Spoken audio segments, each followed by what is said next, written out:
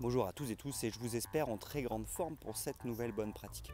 Aujourd'hui je vais faire assez simple mais j'aimerais que vous restiez là-dessus on va dire aujourd'hui. C'est que finalement on parle beaucoup d'intelligence émotionnelle et effectivement les émotions sont très importantes pour manager. Et aujourd'hui je vais faire une première vidéo puis demain je ferai le complément, c'est de se dire mais quelles sont les émotions parce que bon, je lis pas mal de littérature sur les émotions, j'en vois énormément. Il y a beaucoup de choses qui se disent et je me dis il faut rester synthétique. Qu'est-ce qu'on fait, qu'est-ce qu'on garde concernant les émotions?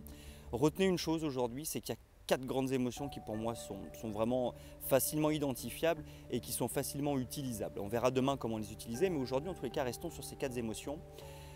On a la peur, on a la colère, on a la tristesse et on a la joie.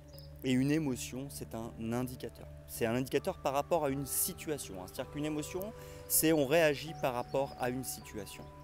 Donc si on a de la peur, c'est que dans la situation dans laquelle on se trouve, il y a un danger. Ça, c'est fondamental. Et donc si on sait qu'un de nos employés, un membre de notre équipe a peur, c'est qu'il est dans une situation de danger. Ça, c'est essentiel. On verra demain comment faire. La colère, c'est qu'il y a un manque de respect ou que les valeurs ont été bafouées. Si je suis en colère, c'est qu'on m'a manqué de respect. Ou alors c'est que mes valeurs ont été bafouées. Et pareil pour un de nos employés. La tristesse, c'est que j'ai un manque. Donc forcément, on va faire un deuil.